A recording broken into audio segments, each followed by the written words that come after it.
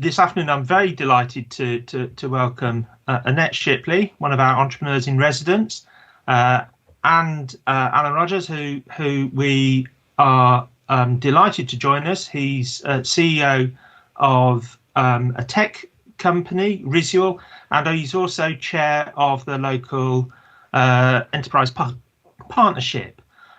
Before I hand over to them, I just wanted to say that this webinar is being recorded, so that if you have to pop out, go to loo, get a cup of coffee or answer the phone, you will be able to catch up on what you've missed, hopefully in a day or so's time when we can put it online.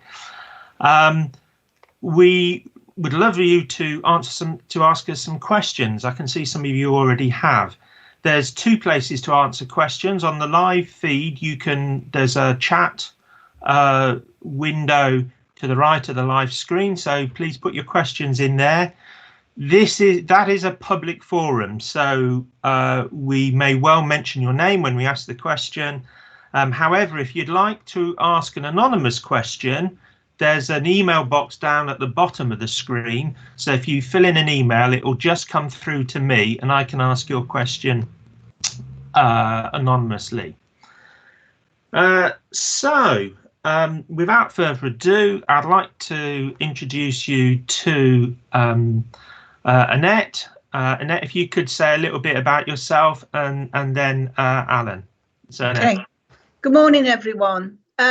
Just a little bit about my background. I've got about 35 years experience of running businesses, both as a main board director and as an executive. And that ranges through the public sector, private sector and in employee ownership sector. So a wide range of experiences. And I've been directly involved in IPOs and business transfers over the last 15 years. I'm now an entrepreneur in residence at the SIH with Keele Business School. I've been doing that for almost 3 years. So that's me in a nutshell. So, Alun. Thank you, Annette. So, good morning, everyone. I'm Alun Rogers, and as Nick said, I'm one of the founders at Risual. So, we're a technology business based in Stafford. We've been going about 15 years. We employ about 150 people. We're doing a lot in the Microsoft space with Microsoft Partner of the Year and lots of other achievements. So that's my day job. And then my other job is as chairman of the Stoke-on-Trent and Staffordshire Local Enterprise Partnership. And as the Local Enterprise Partnership, we convene a lot of the activity around economic regeneration, economic development across the area. And we also administer lots of a significant amount of funds that come from the government in terms of investing in the local area, so things like the Ceramic Valley Enterprise Zone, I-54 Enterprise Zones, lots of the developments that happen around the area, then we're involved in those things as well. Okay, brilliant, thank you. So I think this morning, this lunchtime, this seminar and this webinar is really for us to explore some of the things that's the challenges that might be affecting businesses at this very challenging time where we are in terms of COVID-19, and you know what we can do as business leaders and what we might be able to do to protect our business and also get ready for what the future might hold. So my first question, Alun, for us to kind of explore a little bit is, how do you see the world right now, and what do you see are the phases of economic planning? Nice, easy questions to start there, but how are you seeing the world right now? Yeah, I mean, it's almost an obvious answer, but clearly things are very, very different. And it's a funny situation. Obviously, you've got the realities of the human tragedy that are going on, and that obviously tones the mood and your perspective on a number of things. But from a business perspective, lots of things are carrying on, lots of things aren't carrying on. It's been interesting to see people adapt and change and learn to cope with the new norm. And I think if I think about the context of that kind of change, then we inside the Let's see the economy going through three phases at the moment. So the first phase is about response, so responding to the crisis and responding economically to the health crisis.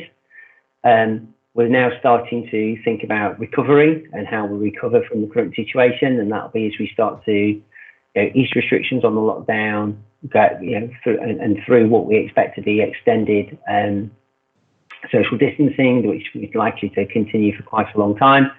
And then obviously the final stage will be the renewal as we start to look at getting the economy back into really strong growth again, and dealing with all of the issues that will have occurred during the response and recovery phase. Yeah, absolutely. We've got a really interesting question from Jonathan. And Jonathan asks, as it becomes increasingly obvious, both the industrial and commercial landscape will be changing post-virus, how do you see our requirements for upskilling? What's the impact of upskilling, reskilling and training, how we can use that training to be able to help us get ready for the new environment? Yeah, I think the skills point is really interesting. So clearly the employment landscape is likely to change, and therefore the skills for employment that individuals and the society are going to require may be different. So it's worth trying to think about how that will be different. I think and again, you want to be cautious to not overstate things, but it is clear that, and by the virtue of this, the way we're holding this meeting alone, is that the adoption of mainstream digital technology, and again, I put in my first 16-party video conferencing software based on Microsoft Exchange Server back in 1999. So some of this has been around a long time, but it's now going mainstream and being widely adopted. So the adoption of mainstream digital technology is going to drive a change from the skills perspective. So I would expect that being able to be more digitally savvy is going to be a requirement going forward. I don't think some of these things will go back. And I think the other perspective on skills is that, the current economic situation has meant that many people are furloughed, and that's caused lots of issues for people to deal with potentially. But one of the opportunities for an organisation is that for your staff who are furloughed, is obviously you can take this opportunity for a learning break and go and build skills. So in my own organisation, there's a number of people who are studying in a normal way, so as though they were at work in normal hours, and they're acquiring as many vocational exams as possible, which again, thinks about how you turn some of this into an opportunity. As a business, you would expect to come back stronger than ever from this if you have a highly skilled workforce who've been able to use the opportunity of this downtime to increase their skill sets. So hopefully that kind of covers the skills angle. Yeah. Can I perhaps quickly jump in there with a question about wellness?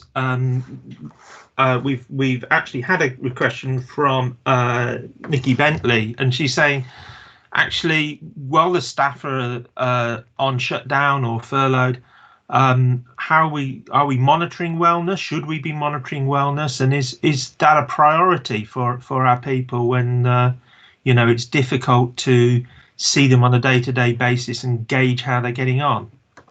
Yeah, and do you think, is that in the context of people who are now working from home, or in the context of people who are furloughed and not working? Yes.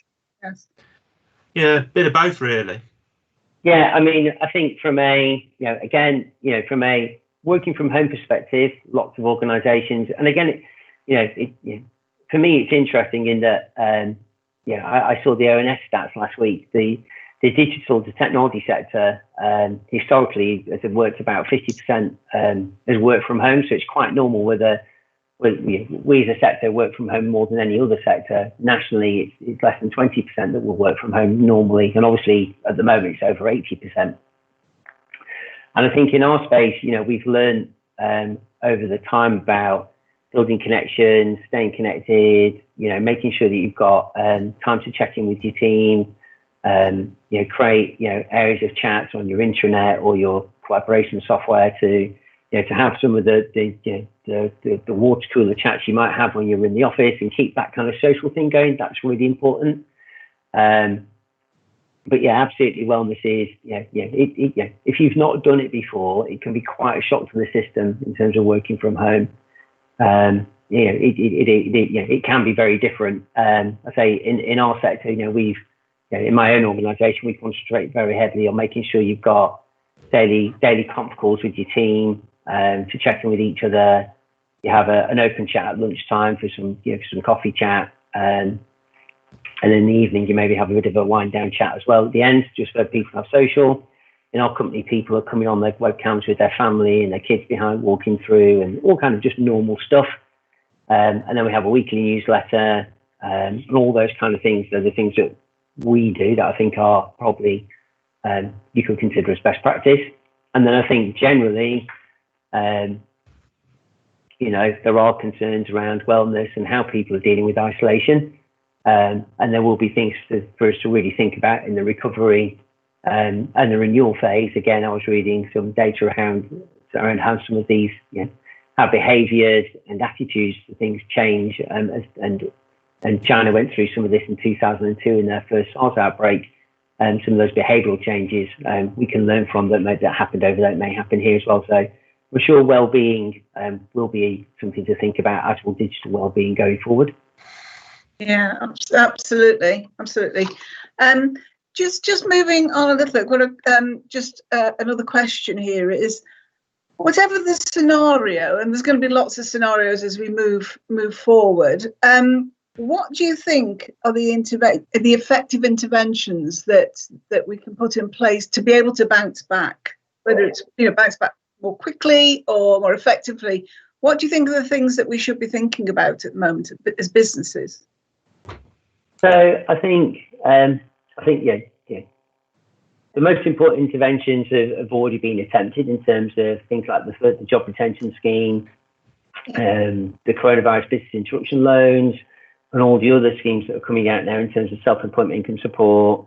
All of those are really important to try and maintain a steady state for businesses and the economy until we're allowed to lift off the shackles and relax the lockdown restrictions.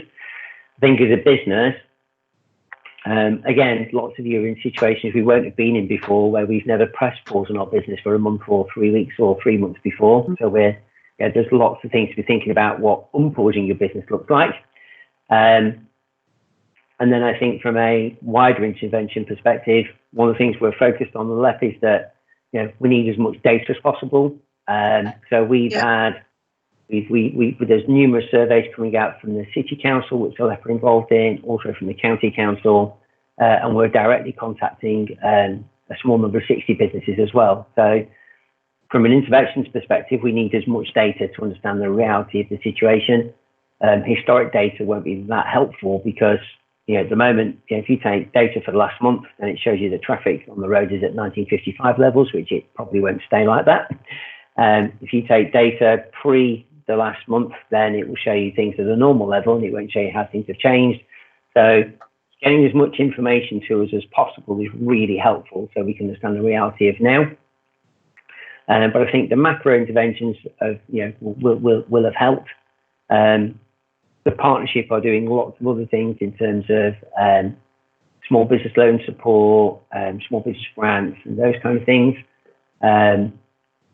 So those are the initial interventions. And then I think on a national level, there's not much I can say at the moment, but we're currently working with cities, local growth unit, BASE, etc., to build and the LET network to build a national picture around where we should be going. It's quite unusual in that we don't have any reference point for hibernating or pausing an economy and unpausing it. There are lots of new things to learn, and I think the quality of data we get and the speed we get that data back is really helpful to help us make good decisions very quickly.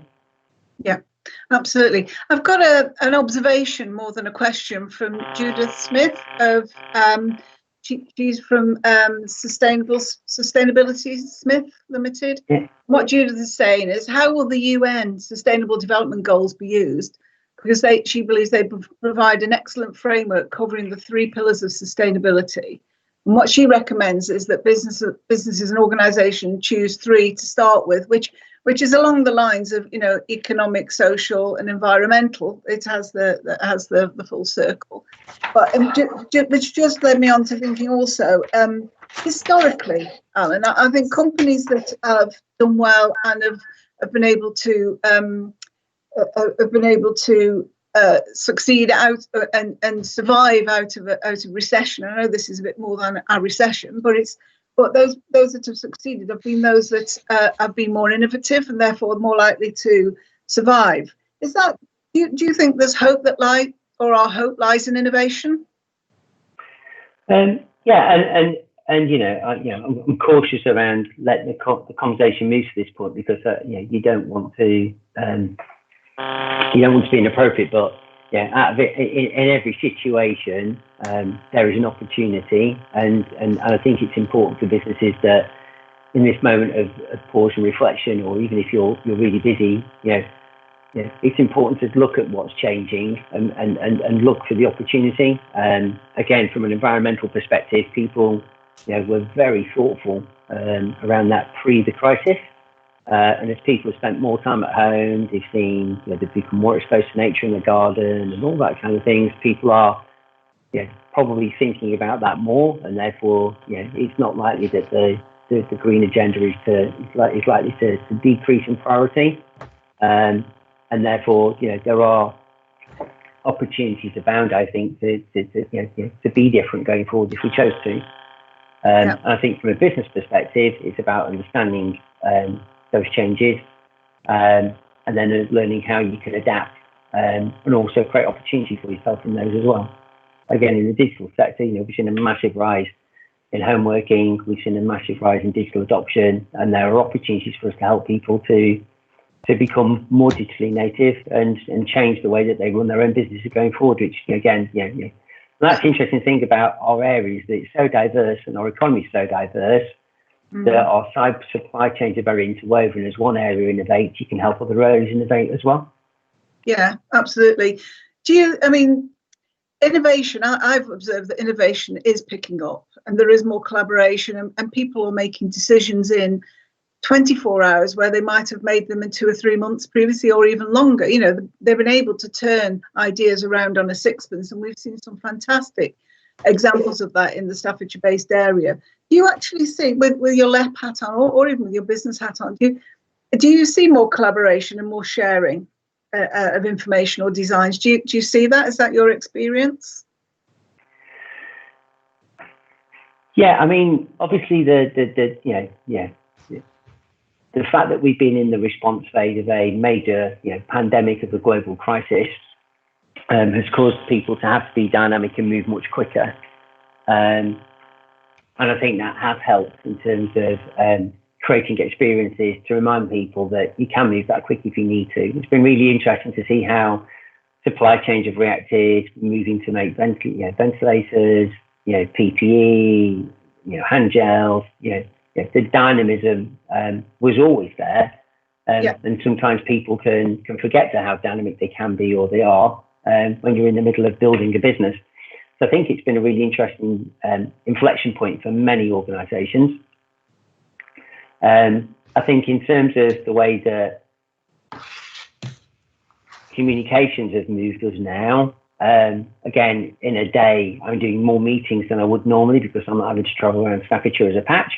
And therefore, I'm getting through many more meetings in a day, which is increasing my own rate of collaboration with people. And it's moving to that kind of faster tempo, that the working from home, being digital, switching from one thing to another. I think from going back to the wellness point, people will probably be finding the fatigue as their context switching so quickly now from one thing to another because it's moving so quickly.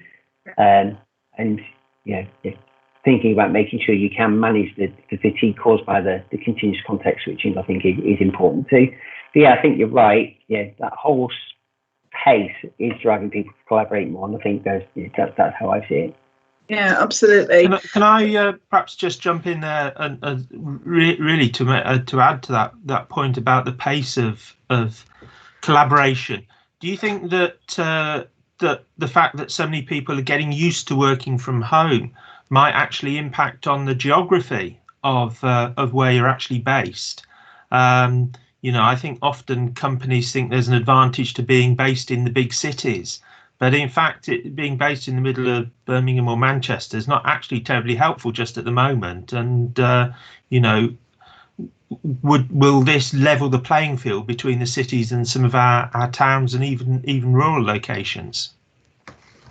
Yeah, again, without being too, without thinking of only of my own perspective, but as a technology guy, the organisation, most of our people work from home. We cover the whole country. It's never been an issue for us being located in Stafford. It's never been a problem. And the work-life balance living in a county like Staffordshire is fantastic. You're never more than a 10-minute drive away from glorious countryside. You're not as compressed typically. There are massive advantages. So yeah, I think you're absolutely right. In every conversation you have, people are extremely reflective at the moment, and you can't help but think those are the conclusions that people are coming to. Yeah, absolutely. I mean, it's interesting. I know in a conversation we had previously, Alan, about the impact of SARS in China and what kick-started their digital revolution, if you like. It might be something that, out of adversity comes some kind of growth for the UK too, in that regard. Yeah. I mean, in 2002, the rise of most of their big digital companies, two of which are in the top 10 most valuable companies in the world now. They were struggling businesses that were struggling to get market share, and they took off completely. And also, I think the cities that were built subsequent to 2002, are very much digital native. I had someone come and meet me before Christmas, who's got a fibre business in China and looking to do some stuff do some work in the UK, a British guy, and he was talking, enthusiastically about how you have digital native cities in China, and I've thought about that a lot since that conversation. And again, the current situation has led me to understand, how SARS did drive a digital revolution in China, and as an inflection point, this probably could happen here. I think also the benefit we have going 17 years later is that the technology is much more mature, and we're able to scale it much quicker. There's lots of lessons learned. So in many ways, we're in a real opportunity again, without wanting to be inappropriate. No, completely. There's several people on the feed that making the point, and it is a valid point, that lots of people will want to develop skills, not just graduates or people in work, but it will be a general need that people and a desire that people want. And also, this isn't normal working from home. It's not. So employers do need to do that little bit extra to ensure they check in with their employees, which is, it's good to see that or hear some of the things that you're doing there at Risual. And I know there's lots of things that companies are doing to make sure that people are, their well-being is paramount, and it's in their point of in their heads. And we're doing the same in the left as well. We're having we're having bi-daily stand-ups, get together with the team, all kind of agile techniques. That's happening. In all things I'm engaged in. Yeah, I've got a question and an observation from Richard Dawson.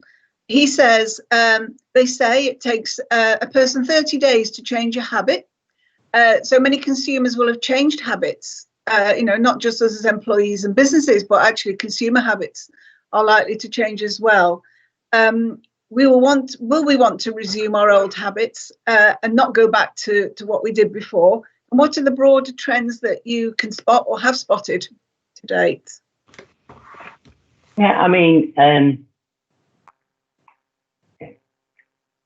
I clearly think there are changes, and I clearly think that they have the propensity to be profound. I'll come back to a quote from Bill Gates. In the technology world, I've spent the last nearly 30 years of my life working on new technology, and we typically have a habit to overstate the benefit in the next 2 to 5 years of technology, and we typically understate the benefit in the following in 10 years, and we tend to overhype it, and then but fundamentally we often get it wrong. And I think, you know, the things that you could see change now, you could see people be much more thoughtful about types of transport.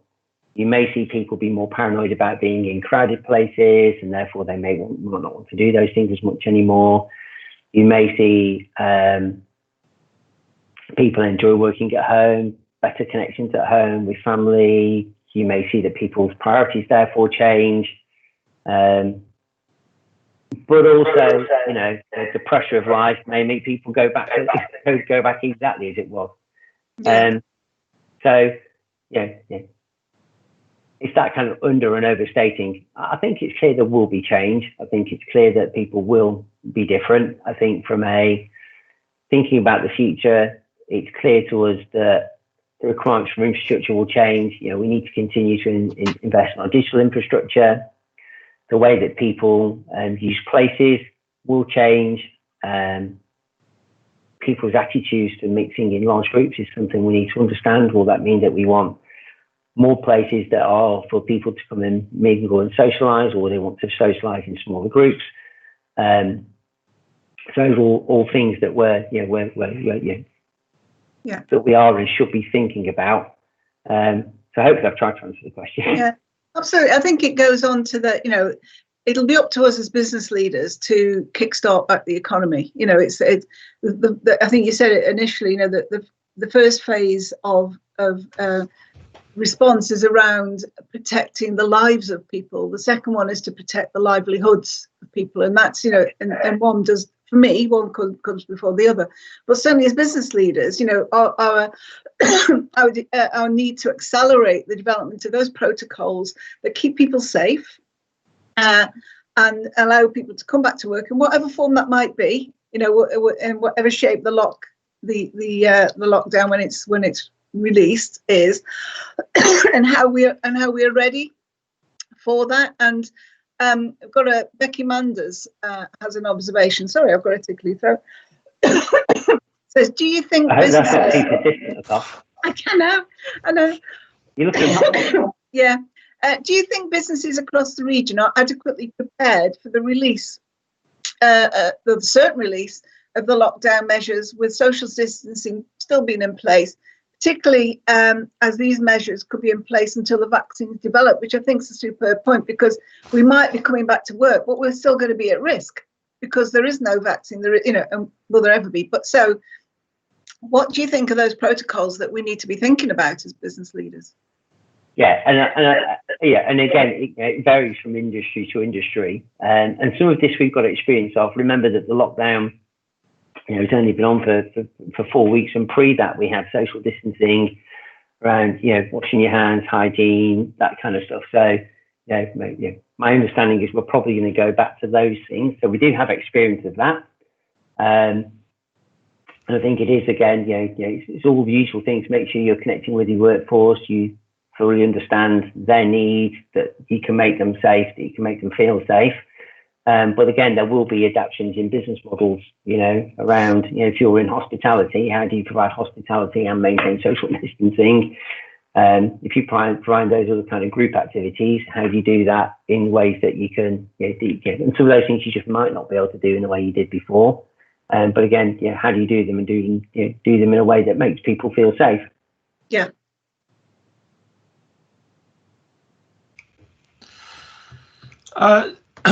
There's an interesting question come in from Jonathan Dale, which hello, Jonathan.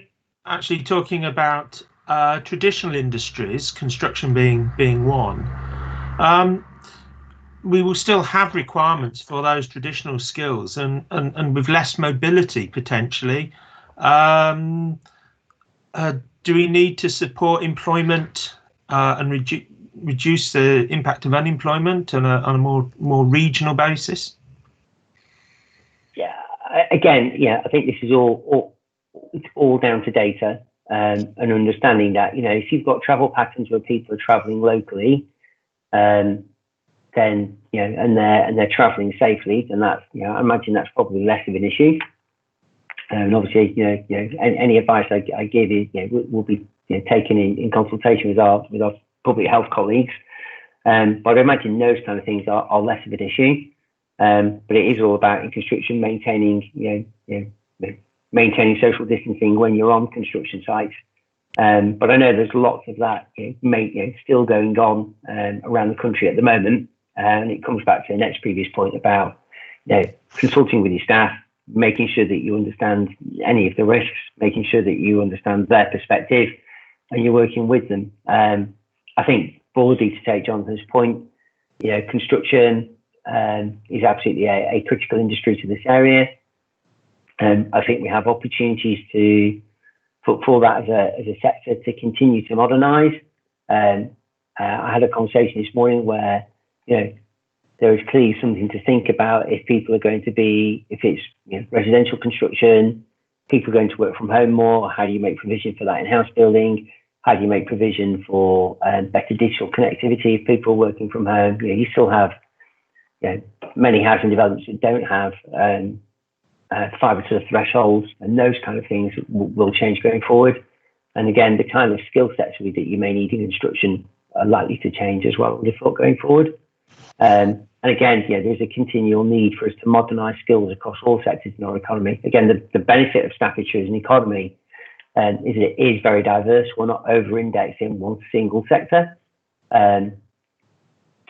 But we do have a common horizontal issue around making sure we continue to modernise every sector, and we modernise skills across every sector, through innovation or improvement in skills. Yeah, I think Emma Bonfiglio makes a really good point, and it plays something that I actually agree with her. And she says that I think we lose a lot of value by working in a purely digital manner. We lose the micro gestures and serendipitous collaboration. It's hard to measure the potential activity lost by this situation. And also she says, I'm not sure it works for every type of organisation in terms of that pure digital approach. So I think, what do you feel about that? Because it's probably looking for more of a mixed approach, isn't it? Yeah, and again, there's never going to be one size that fits all, and there's never going to be one way to do anything. And again, someone who's been in this space for 20 years, you still enjoy face-to-face meetings, face-to-face interactions. It's about finding a blend. You can be hyper-productive and have a really good balance working from home. But then you do need to, as Emma's pointed out, you do need to go and build those additional social interactions to build relationships with people. So it's never a one-size-fits-all. Again, some of this comes through maturity as well, is in the way that if you get used to using technology, you can't replace them, but you can substitute some of those interactions. But you're never going to get old. You are always going to need some physical. I think the interesting thing is do you need to be in the office 5 days a week? Yeah. And do you need to be sat in the same office as your manager 5 days a week, or will one day a week suffice? And it comes back to how you think about your home life. You often think about quality time at home at the weekend. Are you getting quality time in the week? It's the same kind of thing. At work, when you're in the office for one of those 1 or 2 days, that's when you're getting quality time, and you're super focused on making sure you're building those relationships and you're getting those other things you need beyond just the raw productivity. Yeah, absolutely. Jonathan, just extending that a little bit. Jonathan Lawton, Hixon Group, says, is this finally the end of organisations forcing people to work in an office if the current situation has proved working at home does work for both employers and employees? I think it's the beginning of a very steep learning curve for many organisations. I think lots of managers and directors will have their own views when we come towards the end of the lockdown period. But it's absolutely been a steep learning curve in learning how to trust people when you can't see what they're doing every day. Learning how to measure outputs more than presenteeism and those kind of things. So I think it's absolutely the beginning of that learning. Some people will get through that at different speeds. Some people will get different results. But but I think it's absolutely the beginning of the beginning of the process. And many organisations that I speak to are saying that they probably will maintain this going forward, and they are starting to adapt more agile management techniques, daily stand-ups, Kanban boards, those kind of things across many industries. So we are, there's definitely something happening. It's back to my previous point around how we see the future in technology. We typically overstate the immediate future and we understate the long-term future. Absolutely. Nikki Bartley makes a very similar point in saying that their business has operated mainly online over the last year, and so it's been relatively easy for them to adjust. Do you see mileage in delivering more interventions digitally in the future, given that we have the opportunity in the current landscape? How do we exploit this situation to do what you were saying there, is that blended approach? So, to do the things digitally that actually enhance the way we work rather than take away from that human connection and the need to collaborate. Yeah, I mean, the key thing about digital is it gives you an ability to move very quickly at unprecedented speed, but also at unprecedented scale. And that can give you different types of outcomes. If you get it right, you can get it right really quickly across a really big number. And if you get it wrong, you can get it wrong really quickly across a really big number. And therefore, there's lots of management techniques and maturity to gain from doing that.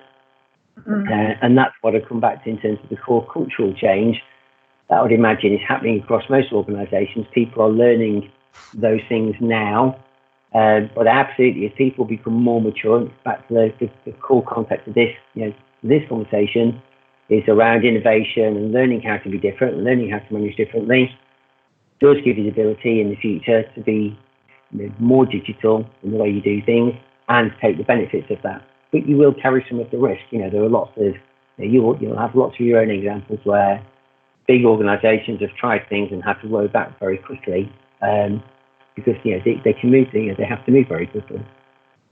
Yeah. Okay. So just on a question, it's on a slightly different subject from Vicky Sylvester. Maybe that's something with putting your LEP hat on. What levels of redundancy are you predicting, or the LEP anticipating when the furlough scheme ends? Because it's a little bit hidden amongst all of that. And what can we do as a local area to support employment and reduce the impact of employment? Yeah. So at the moment, predictions are difficult to understand. You're seeing the numbers coming from the OBR and ONS. So the ranges are quite severe, and it could be it could be quite high in this area. I think the issue is potentially it can hit the lower skilled and the lower paid areas the most as well, which is a problem. I think the key thing is we are gathering data. We are collecting that data on a weekly and a daily basis to better understand the picture. I think I want to be clear that this is an unprecedented situation. You can make assumptions around previous models, and we are working across the partnership. We are many weeks into our planning for economic recovery. You have to be extremely cautious at this time to neither under or overstate the situation and therefore come up with the wrong intervention. We are moving quickly, and so I'm not trying to avoid the question, but it's about the quality of data and understanding the impact and being reasonable and come up with a measured response is the most important. You don't want to go too hard one way or another. I guess one of the key to that is scenario planning, isn't it? Is to making some assumptions on evidence base and the information that you do have to be able to best guess. But we've got question here. Give me 2 seconds.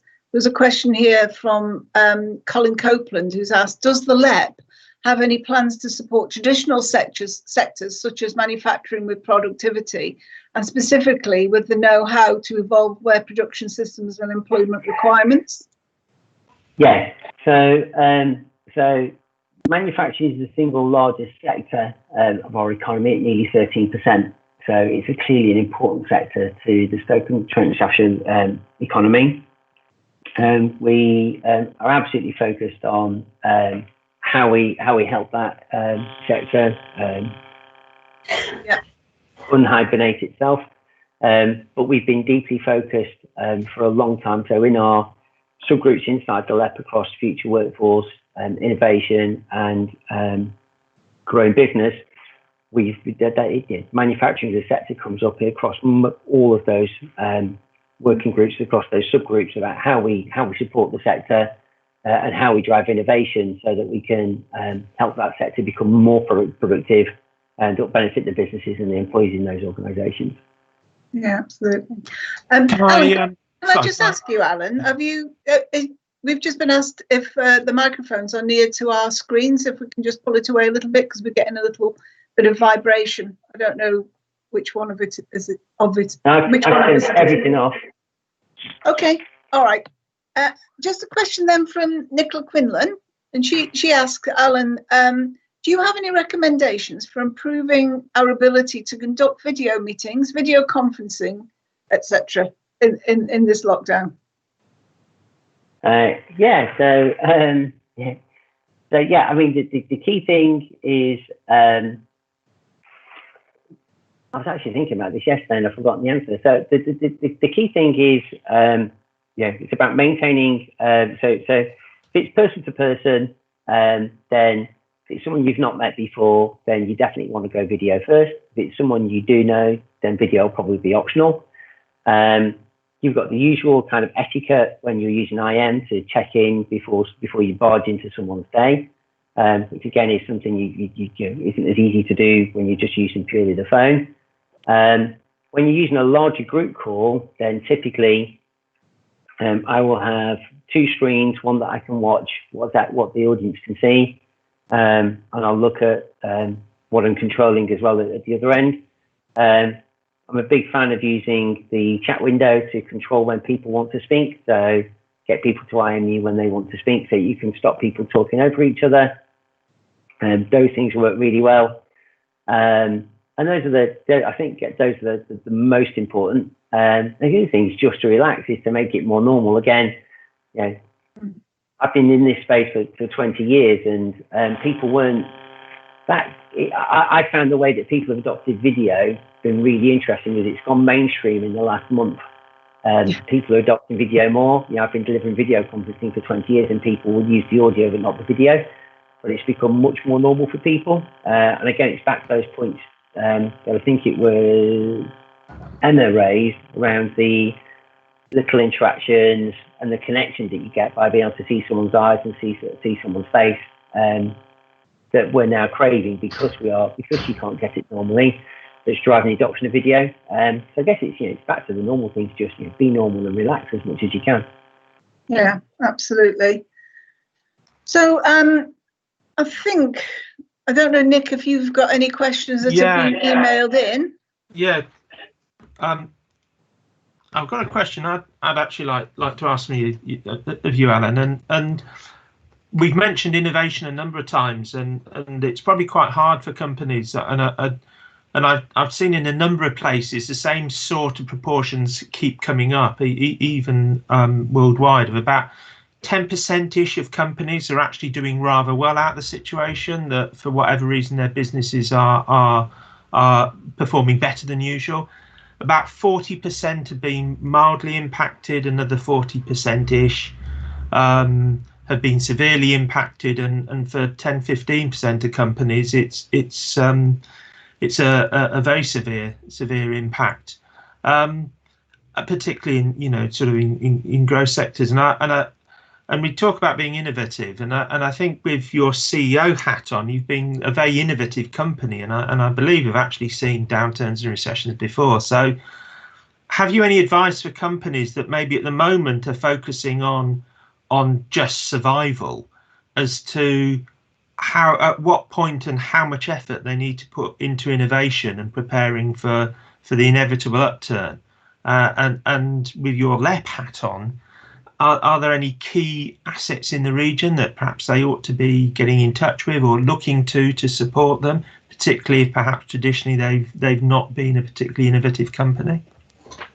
Yeah, so, you know, as in nature, you know, things can often become an evolve or die situation. And as the world around you changes, you need to adapt.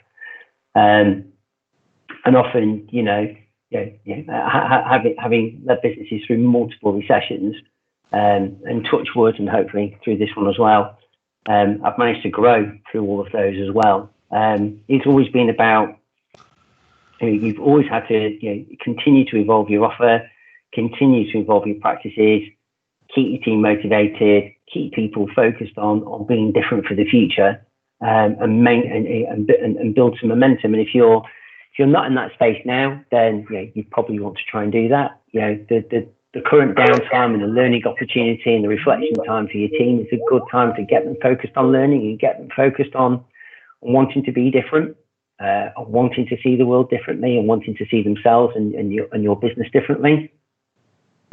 I think it comes back to, if you with the LEP hat on, skills improvement across the whole area is really important to us in all areas. Let's say basic digital skills, advanced digital skills, you know, modern business practices, management practices. Those are really, really important. And there was an interesting study that the ONS did, using 10 years worth of data to look at the impact of the previous recession. And one of the things they called out is that organisations that had more formal and more professional management approaches recovered quicker and increased productivity faster. And that'll be the same in this situation. You know, back to your point about innovation, better styles of management, you know, becoming, you know, making sure that your team are focused on the future and not the current. Those are really important.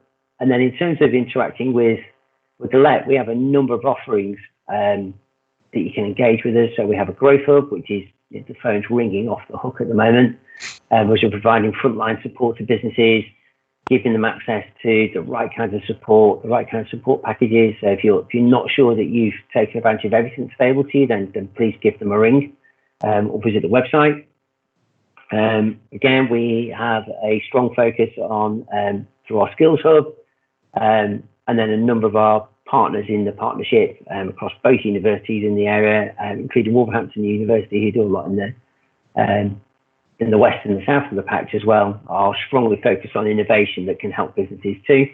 And I know your own Vice Chancellor is really focused on knowledge transfer partnerships and how you can work with universities to get those kind of best practices from a university or from the academic sector to help you become more future focused.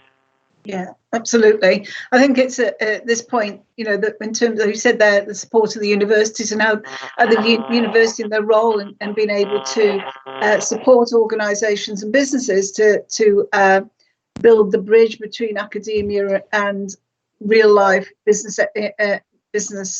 growth and innovation. And Keele, for example, has the MCIL program, which is specifically designed for local businesses, as you know, because you present on that program yourself, Alun, which is there, you know, fundamentally there to help and support those businesses where they want to be innovative and grow through innovation as well. So people are interested in that, they should contact Keele, and they have other programs as well. Lots of really great programs to support businesses, which can be run along parallel to the stuff that you've been talking about.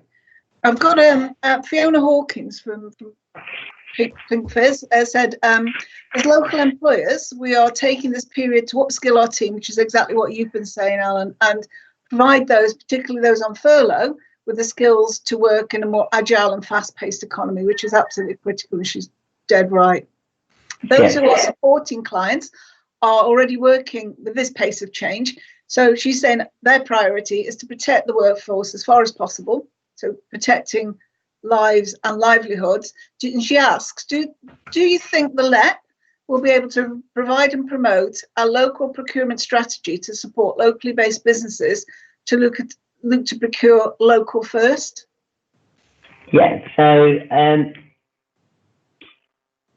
from my perspective, when I think about procurement, then you know, there are lots of regulations which govern our colleagues in the public sector. there's lots of rules and process and structure they have to follow. And if you want to work with the public sector, you need to make sure you understand that. Because if they don't select you, it might not be because they don't want to work with you. It might be because they can't, or the process means that they are unable to select you. So there's lots of complexity around the types of frameworks you need to be on, type of paperwork you need to have. But absolutely, working closely with the public sector, particularly in a recession, is always helpful because the public sector always pay. You don't kind of get the same kind of payment issues that you can get with other areas, and also they're genuinely grateful for your innovation from the private sector. So I think that said, from a public sector perspective, you can use things like the Social Value Act and social value as a scoring criteria in your procurement that allows you to allow suppliers to demonstrate their impact locally and their impact to the local environment, the local community, the local environment, that will allow those organisations to be seen more preferably because of their local impact. So in short, understand it properly, understand how to trade with the public sector is really helpful. And social value is a really helpful question and set of criteria that can be used to allow local businesses to show their impact in an area. And it's something we've done very successfully over a long time. Brilliant. Another question here, because lots of lovely questions today. So thank you everyone online for sending them through. It's really great. Dawn Bezos has asked companies are feeling even more of the financial impact, which we've talked about, and as we come out of lockdown, and as each company manages its own recovery, which will be one size fits no one, it'll all be I imagine at different times and at different speeds, etc., etc.